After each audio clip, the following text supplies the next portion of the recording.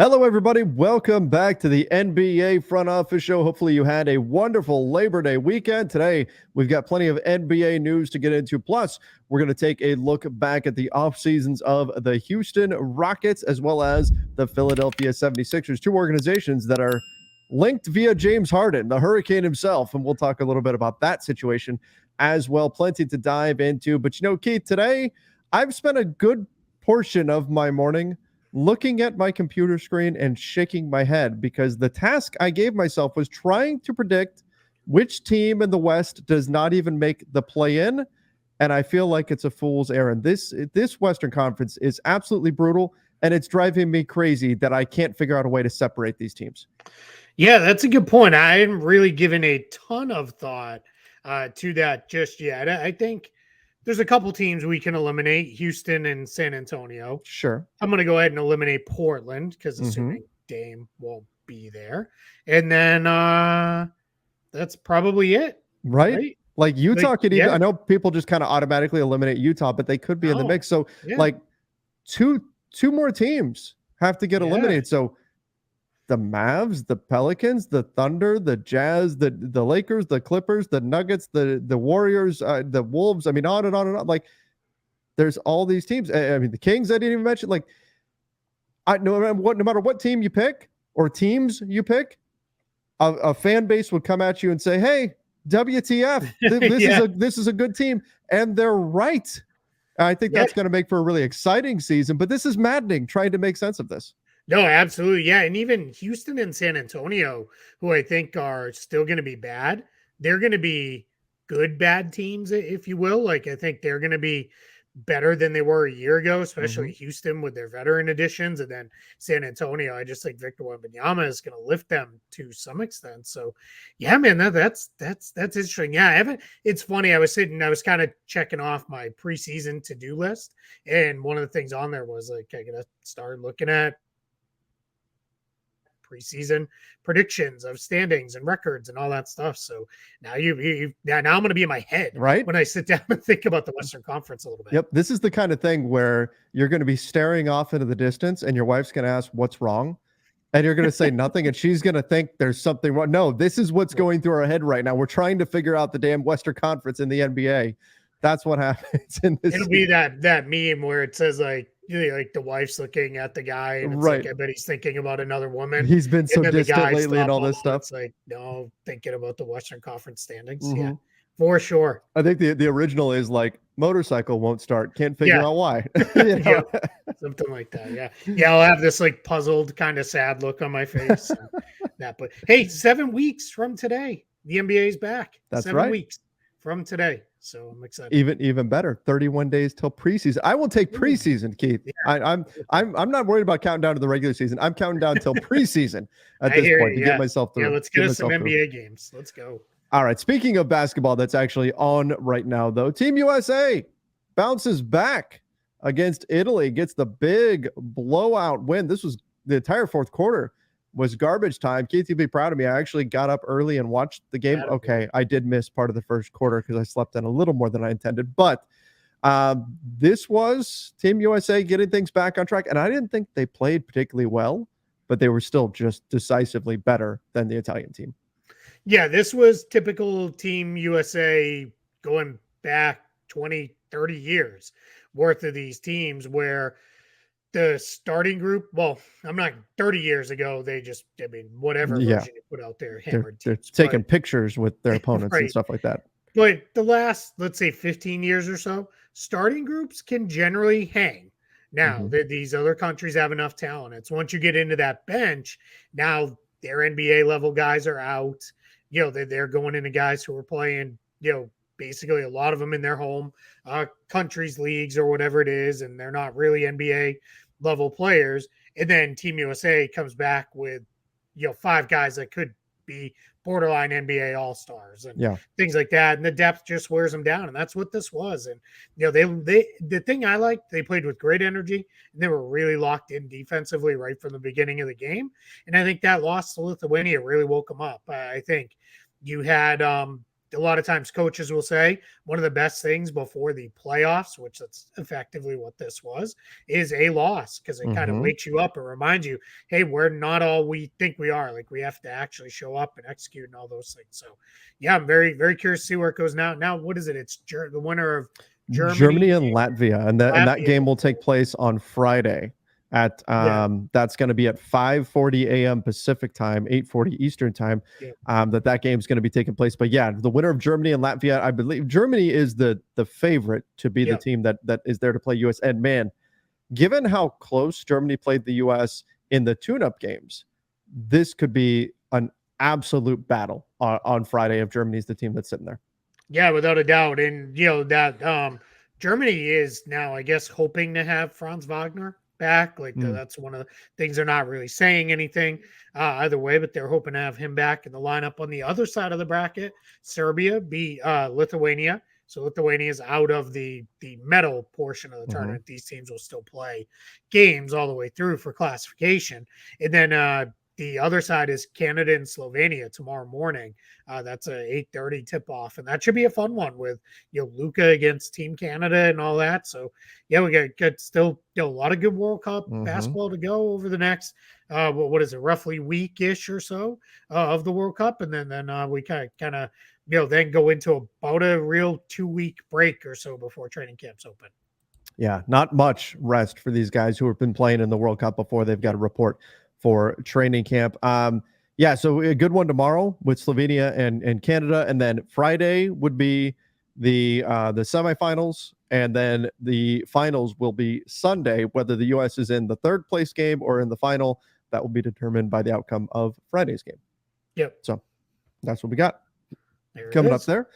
In terms of NBA news, well, let's stick with this is World Cup related, but Luka.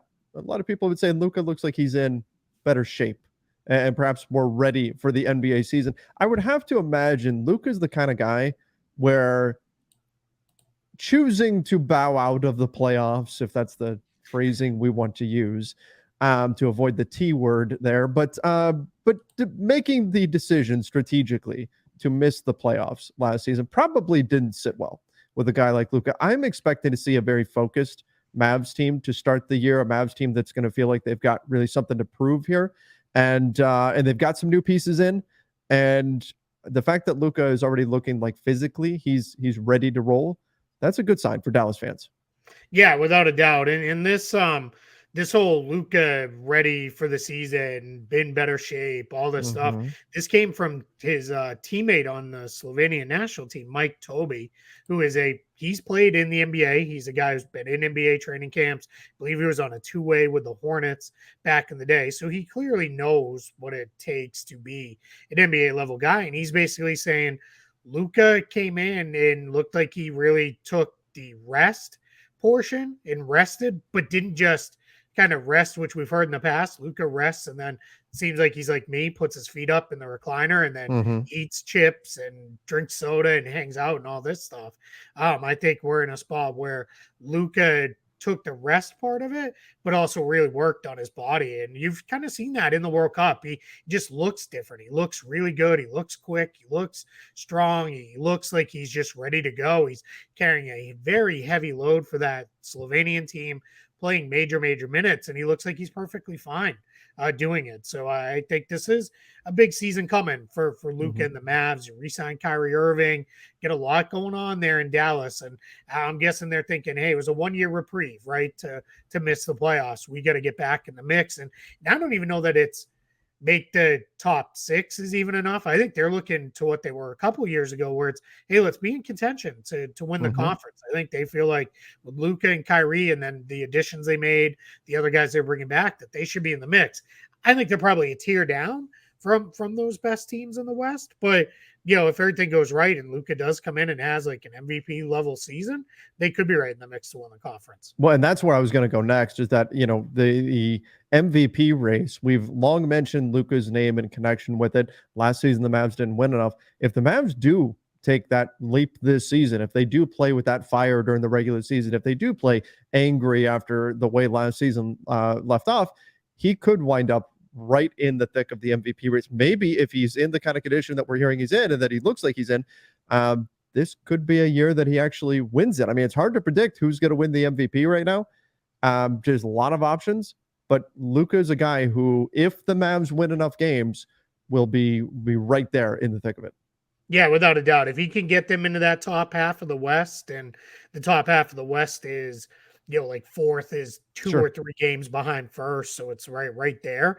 Yeah, that means he probably had an MVP level season, and wouldn't be at all surprising if he's a top 5 MVP candidate when all is said and done. But he's just got to do it in the team, like you said, they've got to win enough. That's going to be the key differentiator.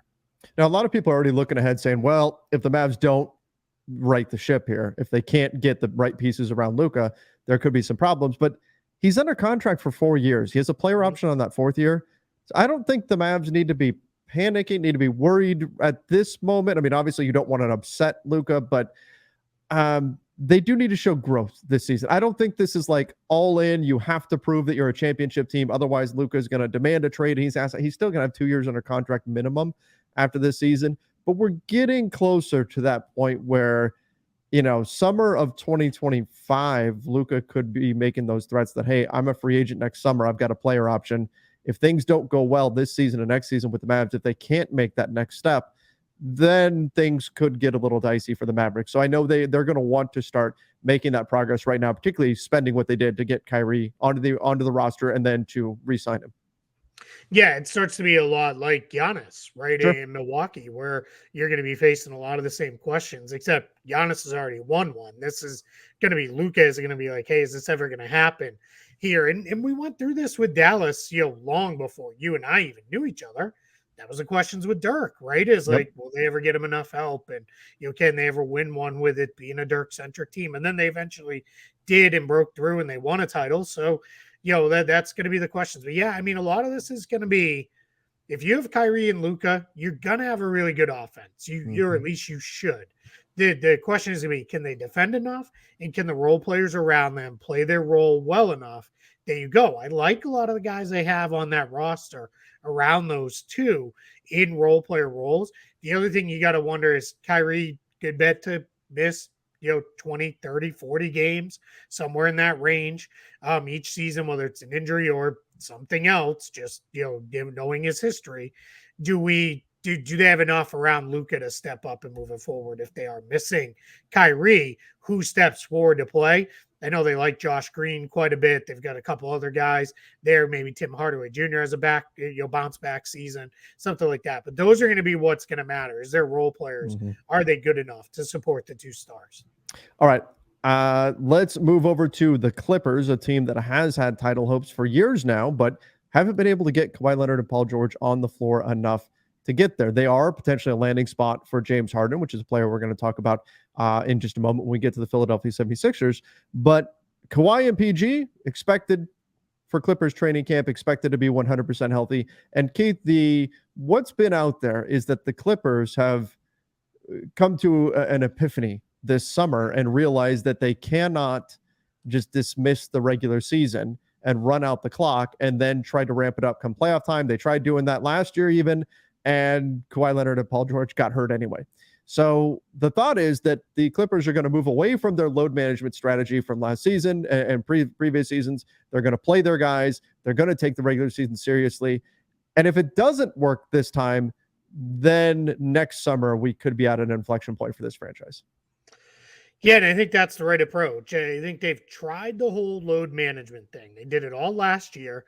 They got to the playoffs. Paul George was hurt, legitimately hurt, out with a sprained knee. And then Kawhi tore his meniscus in the 2 games into the playoffs, in their second playoff game. So you kind of look at it like, we did all of this, made our path harder, and it still didn't matter. We didn't get there healthy the way we needed to. So I think if you're the Clippers, I'm not saying it's Kawhi and PG play every back-to-back and they're going 40 minutes a night or anything like that. Obviously, they're not going to, but probably play them 60 games-ish, each 65, maybe 70 if the conditions are right. Kind of maybe play them in games where they would have sat out before. And then if the game goes, really well or really poorly, you pull them out then and kind of do some in-game load management.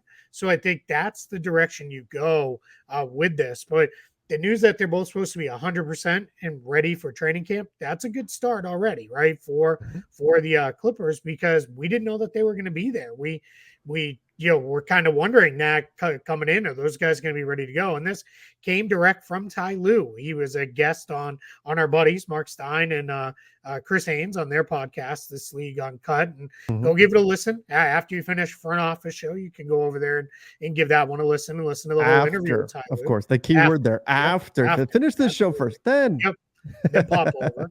And then, but yeah, I mean, if Ty Lue is saying, hey, they're going to be ready to go, and then they do follow through. And to your point at the end there, if it doesn't work this year, then it's decision time, right? Then it is, all right, are we going to really load back up with these guys on max deals again? And, what is that looking like? And, where do we want to go, with this team? I don't think they're going to lean into a rebuild or anything like that, but just, do we move on from one of them? Maybe, look at a trade or something different that looks different for us, because they're just in this weird spot. And this is also why I'll tie it into, this part of it. I think this is why they've been a little reluctant to pull the trigger on a James Harden trade and not trade 3-4 good players for James Harden. Because I think they're in a spot where they're kind of looking around and saying, yeah, I don't know that's going to work for us. We kind of need all of our depth because we know our guys aren't, reliable to play, 70 games this coming season. So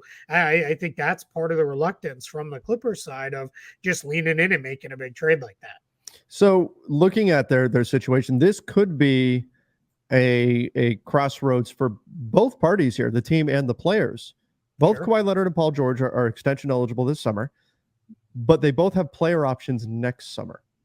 So the potential is here. Now, I don't know, maybe you could speak to how likely you think an extension is for these guys, but we know the Clippers feel like they need to play more games if they're going to commit like max salaries to these guys. So this could be a prove it season for Paul George and Kawhi Leonard. Hey, prove that you can stay healthy, and then we'll talk max money next summer.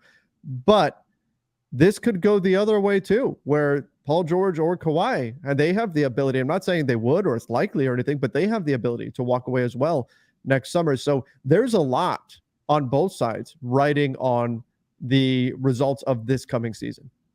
Yeah, I think we're at a spot with these two guys where I think if the Clippers came and said, hey, we'll do full, either pick up your option and we'll do 4-year extensions with you, after this next year, or I guess it'd be 3-year to bring them up to 5, or, decline your extension. We'll do a 4-year extension with you at max money. We'll go ahead and we'll do that. I think then you might have the Clippers say, or excuse me, have Kawhi and PG say, okay, let's do that. But I think the Clippers are at the point where, I don't know that I want to lock in for 3 or 4 more years after this season, with these guys under contract, fully with new money, just because of everything they've gone through over the first few years with these two under contract. So I think that becomes part one. And I think if you're Kawhi and PG, you probably get into the LeBron phase of your career where you're kind of doing it. I call it year to year-ish because it's kind of, I'll give you a year and then give me an option on the next year. And then we'll just kind of keep playing it out and see where it goes. And I think we could see Kawhi or PG. LeBron didn't do it, which a lot of us kind of thought that might be where he could go as like full mercenary mode, whereas like every year he's kind of playing on a different team.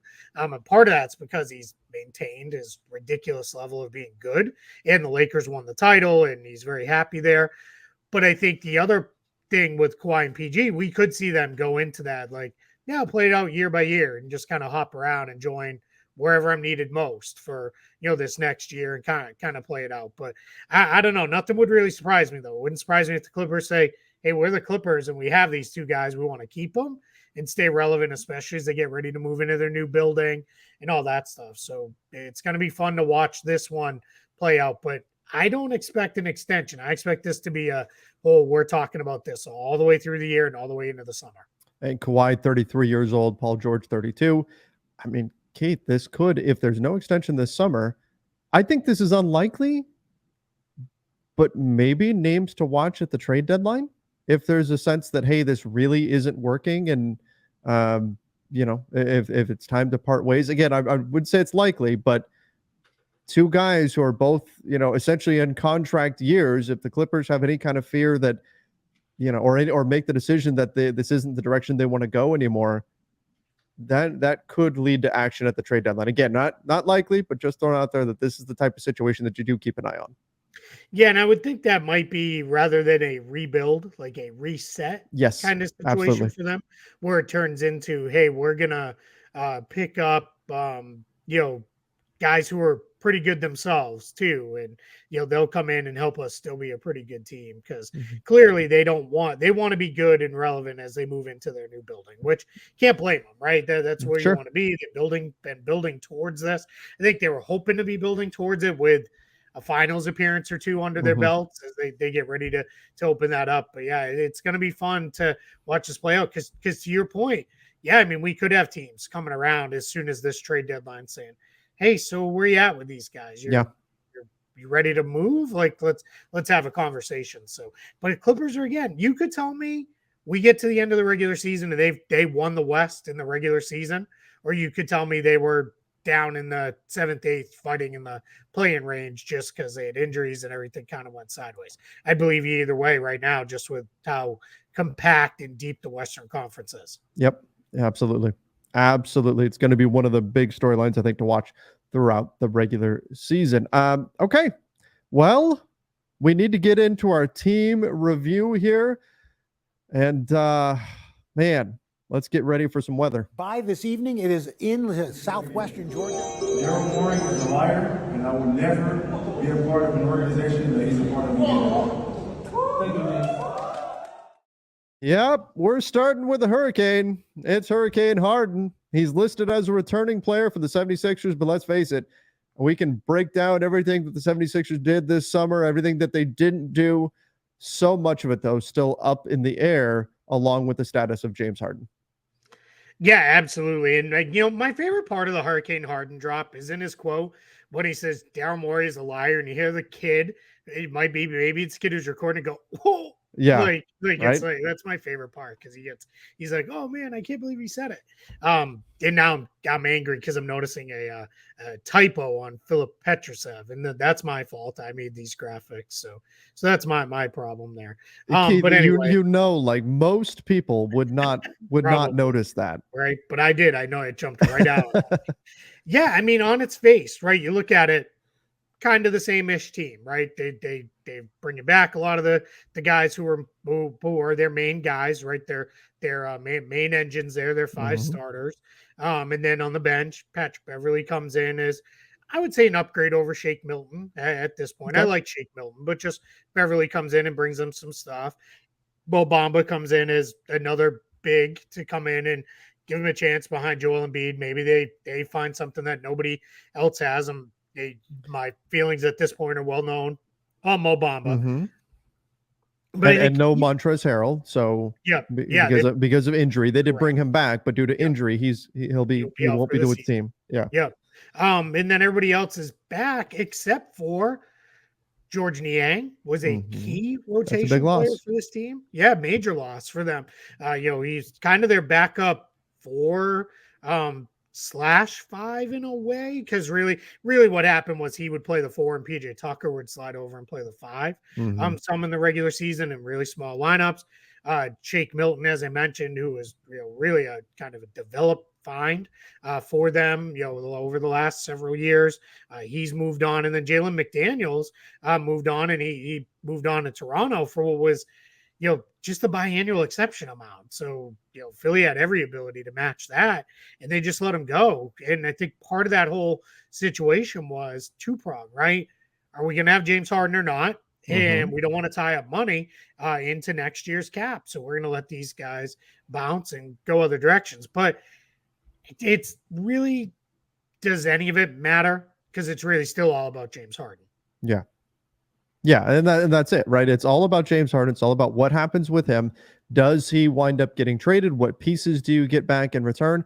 And I think that regardless of what happens with James Harden, we're going to see more responsibility on Tyrese Maxey. as James Harden continues to get older, which is okay. But I think what the 76ers don't want is all of the responsibility on Tyrese Maxey, because James Harden is not with the team. You're just stuck in a situation, or you got back really nothing. Like if you get back Norman Powell or something, okay, there's another player you can put in the backcourt with Maxey, and all right. But what you really don't want to go into the season, and this gets into the Joel Embiid situation, is James Harden's on the team, he's on your books, and he's not with the team. Right? That's where you could run into some real problems here in terms of a talent deficit, and suddenly pushing, and I think Maxey's really good, but suddenly putting it all on him to make up for now this massive hole that you have in your roster. You're spending $36 million in salary or whatever it is, and that you're not getting any production out of. So you got to be careful here with this situation for the 76ers.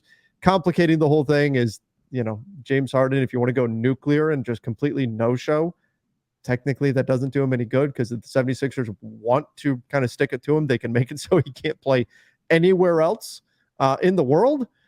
So, and that's a kind of CBA quirk that's in there. So this whole situation, it's a mess. And Keith, I keep coming back to, as much as it seems like a trade is the best case scenario, if the offer's not there, it might be best for both sides just to take a deep breath and say, we're stuck for this season. You picked up your option because there wasn't more money out there elsewhere. You decided you wanted the money instead of going and signing somewhere for a minimum or something like that to go where you want to go. We're stuck together for this season. Let's ride it out, give it our best, see if we can win a championship, and then next summer we can part ways. Yeah, I agree. I just don't think that's going to happen. I think it's gone too far sideways. I think James Harden kind of knows, hey, I'll show up and I'll be there, but I'm not going to give you my best effort.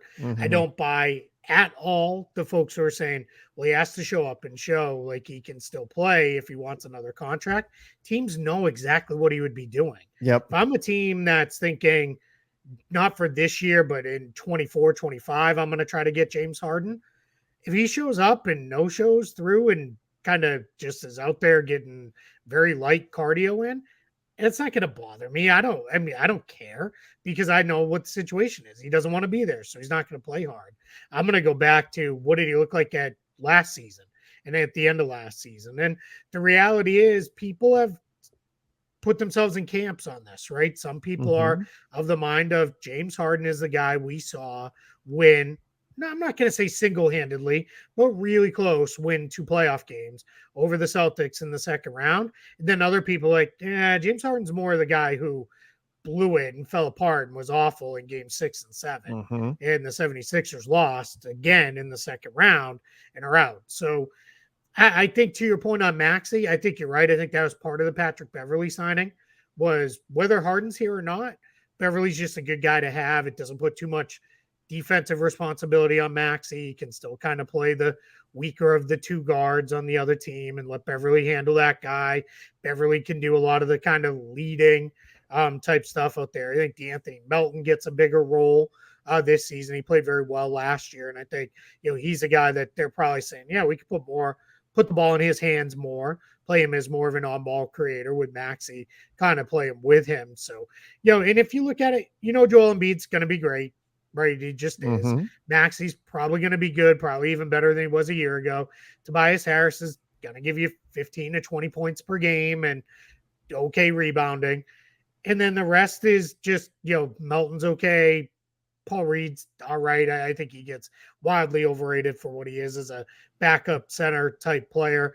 He's talked a lot about how he's taking more jumpers than ever because he wants to play minutes at the 4 next to Embiid. And then PJ Tucker kind of is what he is, but I think PJ Tucker is slowing rapidly here. I think we're starting to see all that's 38. Coming to a head with him. What's that? He's 38. Yeah, so exactly. That's to be expected. Yeah. So, and he's played great until then, right? And now I think we're seeing him start to slow down quite a bit. I'm going to make a prediction here. I think by the end of the year, Filip Petrusev is well ahead of Mo Bamba in the pecking order. In the center rotation. I think he's just a better player than Bamba is. I'm not a Mo Bamba fan. I don't see what he brings to teams other than what he could be, but he never actually is. So I just don't see it. So Yeah, man, it feels like a very kind of unfinished roster because of the Harden stuff. It will obviously come back and reevaluate if and when they make a Harden trade and about how all the guys coming in that fit. But I would not be afraid to be making a trade that even if it takes some money into next year, because I just don't know what the big plan is here, why they are so afraid of taking money on the next year's cap. And clearly they must have something planned, or Daryl Morey wouldn't be. But I just don't see it, I guess. Yeah, I mean, they've got to have an eye on something, but like, can you really sell Joel Embiid on, don't worry, just run out the clock on this season. We're gonna figure out something with Harden, but next summer we've got all this cap space and we are fully definitely getting somebody. Well, the Knicks thought they were definitely getting Kevin Durant and Kyrie Irving, and that didn't and happen. LeBron and LeBron and right. I mean, other guys. we've seen tons of examples of this, right? I mean, not to pick on the Knicks. The Knicks thought they were getting Donovan Mitchell, and the next thing you know, he's a Cav, right? We see stuff like this play out all the time. So that just because you think you have a good shot, even if there's a player that's telling you right now, and I don't have anybody off top of mind, but if there's a player who's a free agent next summer who's telling them right now, oh yeah, I'll sign with you, in a year, that can change. That can change very, very quickly. So I question why they're so set on preserving that cap space. I've always been of the mindset that there can be real value to essentially doing your shopping early on the trade market and taking on salary that would effectively replace the player that you would be getting potentially in free agency. There's some pros to doing that, particularly when you've got a Joel Embiid coming off of an MVP season. Spend the money now and don't waste a year of Embiid. Now, again, I think the Sixers, if they had an engaged James Harden, that's a very big if. I think they would have a puncher's chance in the Eastern Conference, but I think they could put themselves in a much better situation if they were willing to come off of this. I don't know if I want to say mandate, but to preserve that cap space for next summer. Maybe it pays off for them. And this conversation seems dumb because we find out, it worked out because they got players X, Y, and Z in free agency, and now they're a powerhouse. But seems to me like if they were willing to spend a little bit right now, they could check a lot of boxes, both with appeasing Joel Embiid and by giving themselves a real shot this year. Yeah, and I just want to, I've done this before, but I want to do it again here because we're on the Sixers. There's no world where they are going to have double max cap space next summer. It's just not going to be a thing. Max cap, that would mean having roughly, and I'm rounding a little bit, but roughly $100 million in cap space to get there, because the max salaries for the full maxes are going to be somewhere between 49 and like 52 million, in that range. So they have already on the books Joel Embiid at 51.4, and they're clearly going to keep Tyrese Maxey's cap hold on the books at 13 million. If you wiped everything else away, so Paul Reed's non-guaranteed contract, PJ Tucker's player option, all of the cap holds, and their first round pick cap hold, you're at, on the books, $65.2 million total is what's on your books. And then you add in some roster, or I'm sorry, open roster spot charges, less, but you add in your roster charges, you would be at, let me just do some math here. You'd be at about 76.7 million. So that leaves you at about $65 million in projected cap space against $142 million cap. So, okay, that's still great, right? I mean, but that's a max deal and then some left over. Right now, if you're saying, well, it doesn't have to be guys who are on 10 years of service maxes, that's fine. But it's still not double max cap space. Not even at the guys coming off rookie scale deals. That projects to be about 35.5. So you need to be at about 71 million. All right, let's say the cap goes up instead of the very conservative 4.4% projection. Let's say it does go up to, the full 10%. We'd be at about $149-ish million cap. So go ahead and add $7 million more onto that. Be at about 72 million. But remember, the max salaries all go up too. Yep. Because they would go up by a different percentage as well. So it's just, I think conserving flexibility is always a good idea whenever you're in position to do so. I just think it's a little disingenuous to be selling the idea, which some people some very prominent people have taken and run with, that they're going to have double max cap space. It's just not really a thing. Yeah. Yep. Agree. That's something that has to be out there and has to be, you have to factor it in to our discussion of what the 76ers are doing, what they're not doing. You've got to consider that. What's the realistic likelihood that they make a moves big enough to push them to championship contention next summer? Again, I don't know what's out there that would cost them some cap space, but it seems like that's a very limiting factor, especially in a James Harden trade situation. If you're saying we need talent back now that's going to make us the same or better, plus not take on future salary, I think effectively you're saying that there's not going to be a trade then. So you have to budge somewhere. If I'm Joel Embiid, I'm saying, hey, let's budge on the future salary, because otherwise I'm not going to be a happy camper here. Let me throw a super random thing. And, I hate like fake trades on Twitter and all that stuff. But this one somebody threw at me and just says, does this make sense? All right. James Harden for Pascal Siakam, basically straight-ish up. Philly would probably have to throw in something else small to get it done. But what do you think of that? So if you are the Raptors, you've got Pascal Siakam, who is a free agent next summer, so that does preserve cap space for Philly. I'm doing that in a second if I'm Philly. Yeah, I think so too. The question is, do the Raptors do it? What do they gain aside from future flexibility? Siakam being the significantly younger player, I think the better player at this stage. I think if I'm Toronto, and particularly knowing Toronto's Masai Ujiri, I need something of some significance if I'm going to make that swap. Otherwise, I'd rather, if I'm going to move Pascal Siakam, give me something for my future than if I'm going to rebuild, because I don't know. Like, do you suddenly add James Harden in place of Pascal Siakam and say, hey, cool, now we're a championship team? No, you don't. So I want future pieces that are going to help me down the line, because I'm in the situation where my cap space is going to, or Siakam's salary slot is expiring after this year anyway. So if the goal is to preserve that, well, that's where I'm already at, and I've got the better player. So I need something of some significance to make that move if I'm Toronto.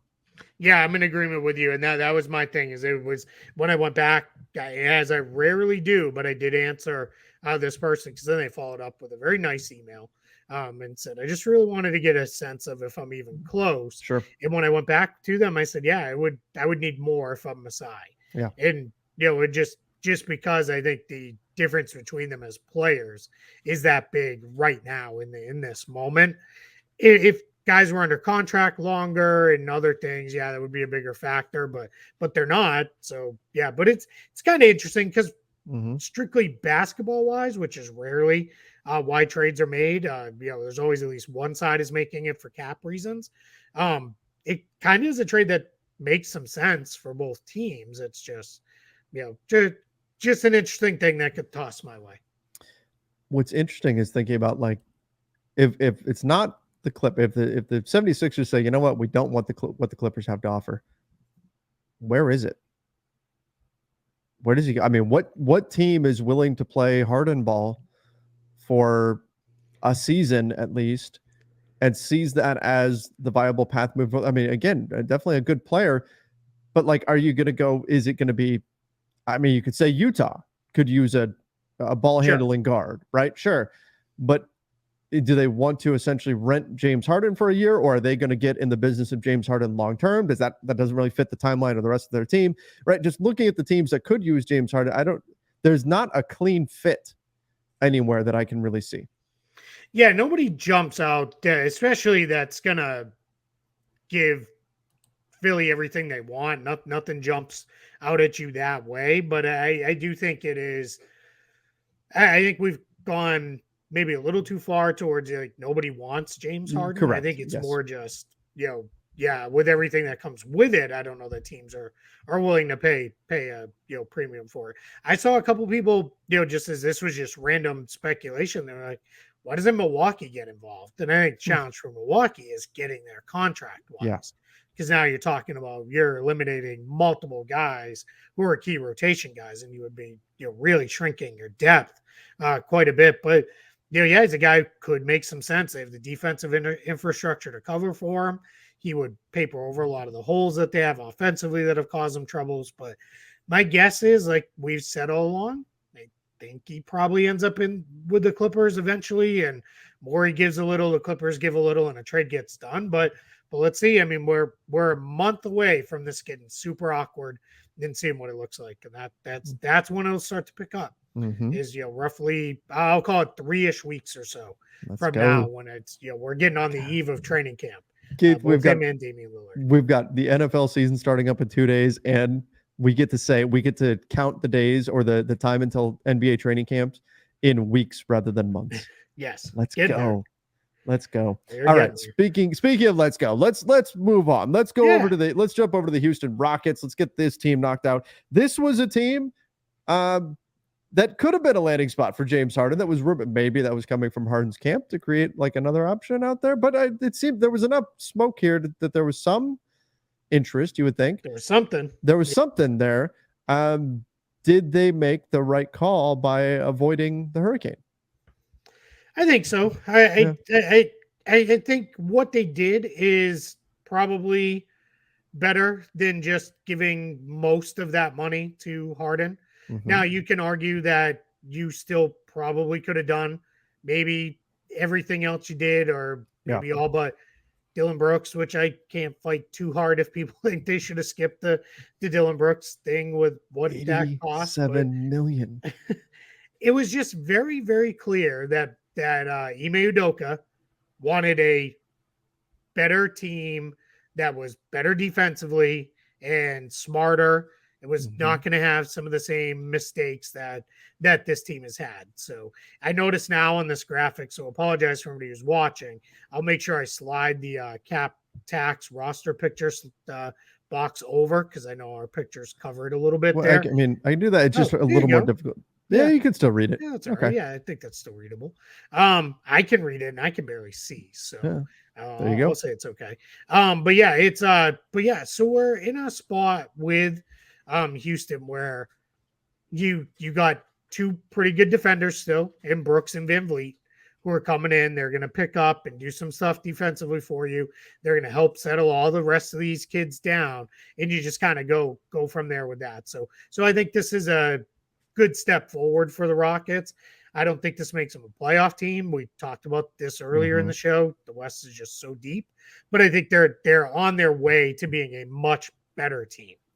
Oh, certainly. I mean, you add even just a veteran, adult in the locker room, Jeff Green, but then you've got Fred VanVleet, you've got Jock Landale, who I think is better than he gets credit for. Like, they've added some good players here, and then Amin Thompson, who's of course one of the most exciting young talents in the draft. Cam Whitmore, who's a guy who fell. A lot of people were upset that their teams didn't draft him when he was falling, but he's got a lot of potential. Was a summer league MVP. So they've got some pieces here that are really interesting. I was a little surprised with how much they spent on some of these players, but we also have to remember that the new salary floor rules are in effect, where you have to be at the salary floor for the start of the season. And so I think that may have been a factor here in their decision to spend the way that they did. Yeah, and I think, they structured some of these deals in smart ways, right? Dillon Brooks' contract declines year over year.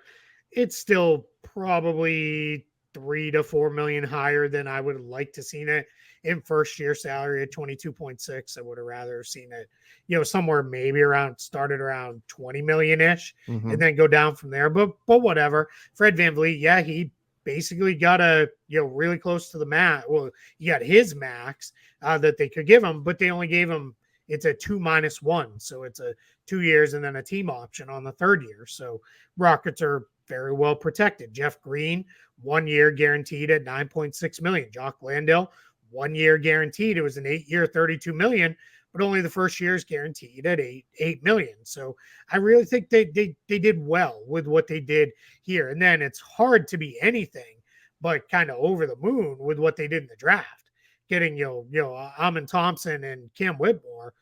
That's great. You arguably got two top 10 guys.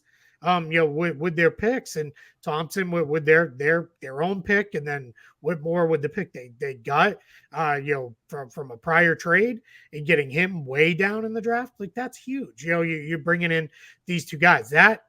Bringing in those guys, that allowed them to feel good about kind of saying, all right, see you later, Usman Garuba and Ty Washington, former first round picks. we've talked about it a lot with the Thunder, but the Rockets are a good example too. They had drafted 7 players in the previous 3 drafts in the first round. Something was going to have to give, and it gave in the form of Garuba, Washington, and even Josh Christopher, who was also a first-round pick. Garuba and Washington have both already been cut. I think there's a good chance Christopher gets cut too, so I don't know how much the Rockets really lost there, except maybe opportunity costs if they could have bundled those picks.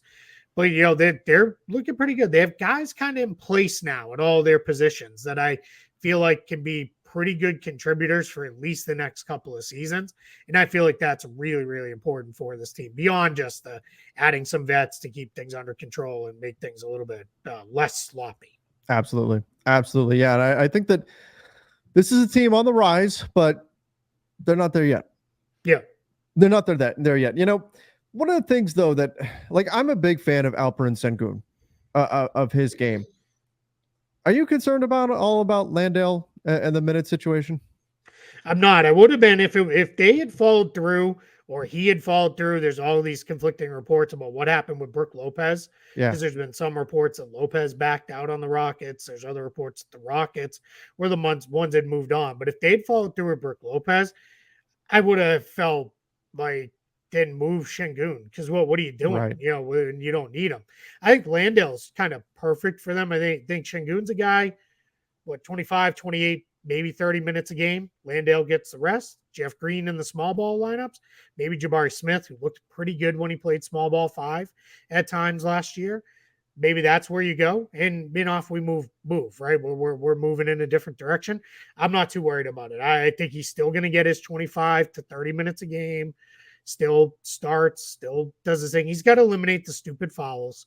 That's the biggest thing kind of holding him back is, some of that comes because he's not the fastest guy. He's a little slow of foot, but a lot of it's just frustration stuff. And a lot of that's just being a young player. But yeah, I think he's pretty good. I'm a big fan of Jalen Green. I think Jalen Green's actually going to be pretty good. I think Fred VanVleet is going to help him more than any other player on the roster, except for maybe Jabari Smith. When they finally started running stuff and getting him touches at the end of last year, he looked really good. He had some big games. And did he look good in Summer League. Yeah, and he spent the first, I don't know, not even half, more like 2/3 of his rookie season just kind of out there running around. And nobody, that was the problem. Green and Porter were shoot. All right, I have to pass kind of point guards. VanVleet's going to be the guy who's going to be like, hey, wait a minute, the bigs haven't touched it in 3 possessions. Let's make sure we run something to get them a touch. Let's get them the ball. So I think Jabari Smith's going to take off big time this year. I think by the end of it, we're going to be looking at and saying, man, with him and Green, they've got some building blocks here that they can move on with. And even if everybody else is just a nice role player, that's fine. Then you've kind of got your 2 main cogs in place and you're kind of running forward with role players around them. That's a good place to be in. Yeah, absolutely. Absolutely. Agree 100%. I do wonder a little bit how Thompson cracks this rotation. I think he's probably he's the 4th guard to begin with, kind of, with Porter. But the draft capital. Yeah. It says they're going to find minutes for him. Sure. Yeah. And I think his size too, that helps. He can play a little bit at the 3 as well, which they're only kind of real 3s on the roster. Dylan Brooks and Jayshawn Tate, who I think will play a lot because of their defense. I don't know how much Cam Whitmore sees the floor this rookie year, but I don't know how bad of a thing that is too. I think there's a chance we see him kind of, use this as his development season. Probably logs a lot of time in the G League there, just because Smith, Green, meaning Jeff Green, Tari Eason, those guys are all going to be in front of him to start off the year. So it's going to take him a little bit to get on the floor, but these are good things. Nobody's going to get handed minutes just to be handed them, which was the case over the last few years in Houston. Guys were just given minutes because it was, you're a high pick. We stink. We have nobody else. Go ahead and play. And, you committed 10 turnovers. Oh, well, it is what it is. Now it's going to be, hey, wait a minute. You're out of control. Go sit. Because now we have other guys, and that's really important for the Rockets moving forward. That's important for the Rockets and for Ime Udoka's authority, right? To be able to say, hey, sorry, you're not doing this right.